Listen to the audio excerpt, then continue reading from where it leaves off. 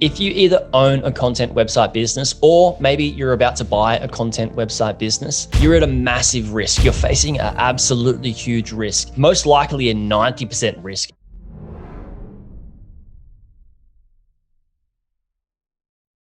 Hi, I'm Jaryd Krause. I'm from buyingonlinebusinesses.com.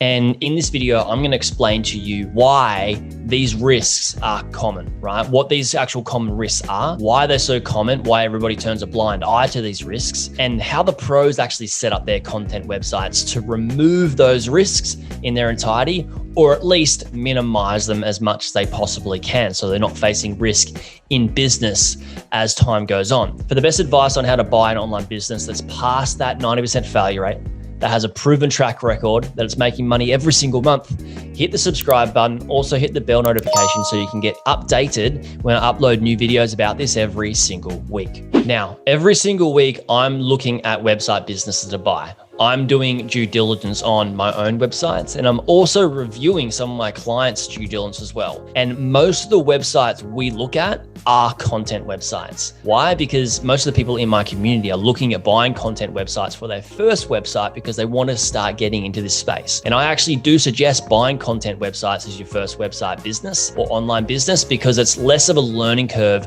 than having to learn or know so much about digital marketing and everything that's involved with an e-commerce business and also a SaaS business. Now, content websites can be less work than those other business models, but there's massive risks. And because I see these every single day, I just see these risks that so many people turned a blind eye to, and I really want to highlight them in this video. And I really want people to become aware of what these actual risks are and understand if it's a risk they're willing to take on if they're going to buy a content website. What are these risks? Now, most businesses are in risk if they have single source dependency on anything.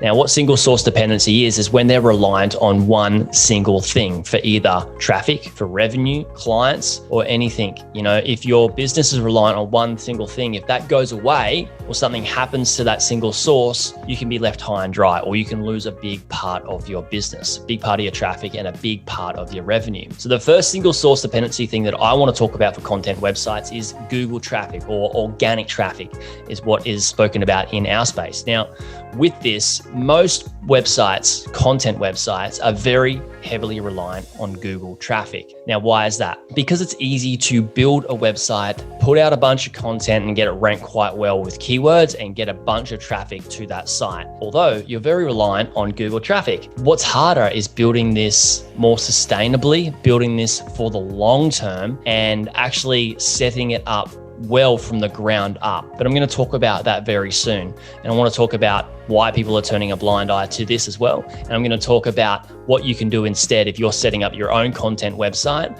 or if you're looking to buy a content website, which is what I suggest, what you can do to either buy a site and minimize these risks, or buy a site where most of these risks are already minimized. Now, another single source dependency is single source dependency on one affiliate partner.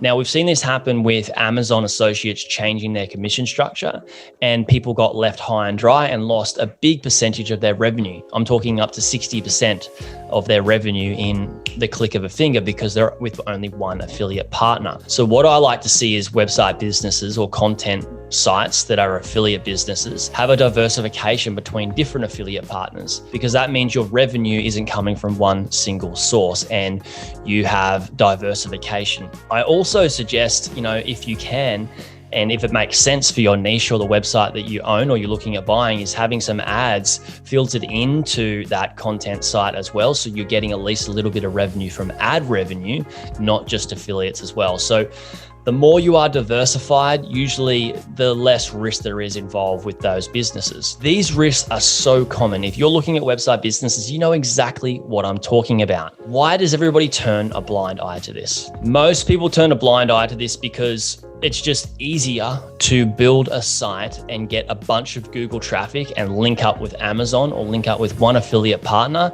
and have that business ticking over. What's a lot harder is setting up the business so there's less risk involved with it. That takes a lot more time, money, effort, and energy. So as we see in our space, especially where I'm at, a lot of people are wanting to buy websites. Because people know that a lot of people are wanting to buy websites and there's quite good multiples, what's happening is there's a lot of people that know how to start website businesses exactly like this. Find a niche, get a bunch of keywords, build a bunch of content for those keywords, get those keywords ranked, slap some affiliate products on those pages and make some money from Amazon or one of the affiliate partners. And they can build this up. And all they need is 3 to 6 months of decent revenue where a broker will come along and go, cool, we can value this business over the best 3 months or the best 6 months and get you a really good multiple for this business.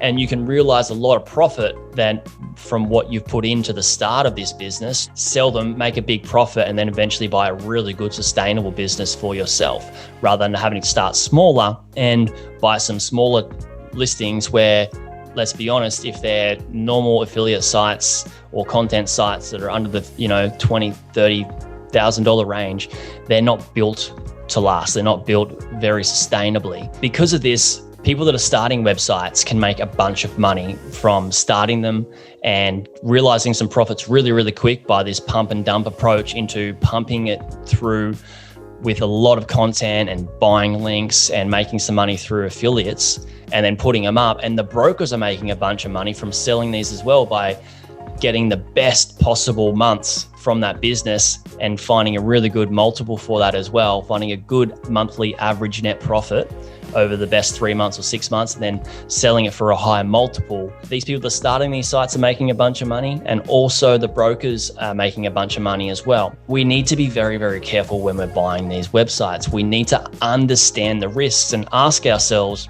are we willing to take on those risks? I was just speaking to a client of mine who was looking at one of these website businesses for sale. It had single source dependency on traffic, affiliate partner. It didn't have very good E.A.T, which is expertise, authority, and trust, which is what Google actually wants as time of recording. And you can find out more about that with the podcast episode that I did with Stephen Spencer. So if you type in Stephen Spencer, E.A.T, and Jaryd Krause into Google, you should find that. It's a 2-part series on E.A.T and why that's important for SEO in your business. But what I'm talking about is so many people turn a blind eye to this because so many people are making money through doing this. You need to be able to understand the risk. And when you're buying a website business like this, you need to ask yourself, are you prepared to carry that risk at least until you're able to remove those risks and or minimize them? And some of these risks can take 6 months to 12 months or longer to minimize.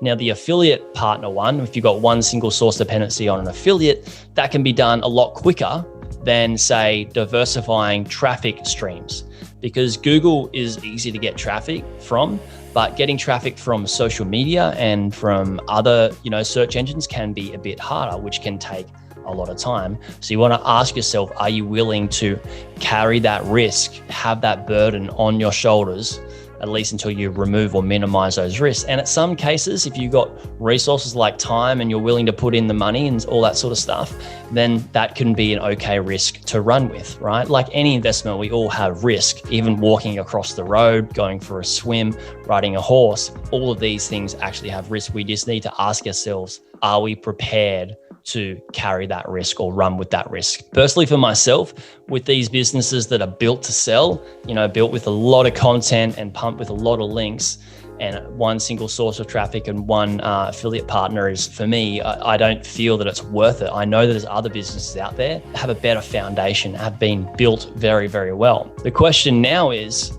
what makes a content website actually better? And how do the pros set up their content websites to remove these risks or at least minimize these risks? So it's basically the opposite of single source dependency to a certain degree. What they do is, instead of just having Google traffic, they have SEO traffic from Pinterest and maybe through some other search engines. They also have social media channels and build out an email list and make a community of their website business where they can have email community or a newsletter. They can have a Facebook group community, a free one, and they can keep posting and sending content to people that are in that ecosystem, right? So they're getting a bunch of traffic from different areas and not being super reliant just on Google. Those that don't have single source dependency on one affiliate partner are diversified. They may have multiple affiliate partners, or they may be making their money through a portion of ads and a portion through a couple of affiliate partners, and maybe they're selling one e-commerce product or a digital product or something like that. So you can see there's great ways that you can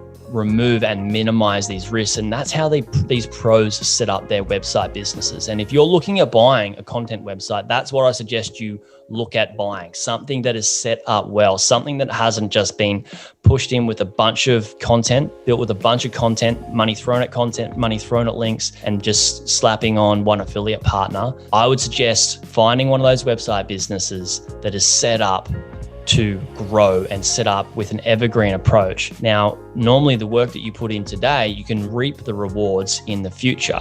These people that have built these sites with the pump and dump approach is they're building it, trying to realize the profit straight away, and they're actually doing it.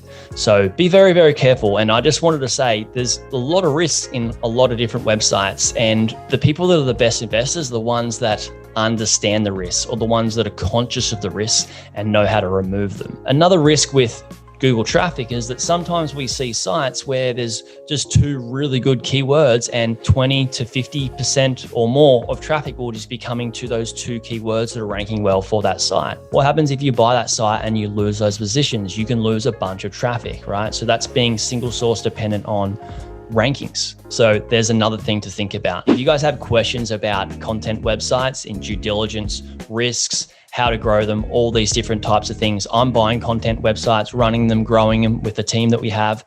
And yeah, if you have any questions, please feel free to comment them below, reach out and ask me. Or if there's something else that you want me to cover around buying website businesses and doing due diligence and growing website businesses, please comment those questions below. And guys, I look forward to seeing you in the next video. Hey YouTube watcher, if you thought that video was good, you should check out this video here on the 2 best types of websites beginners should buy.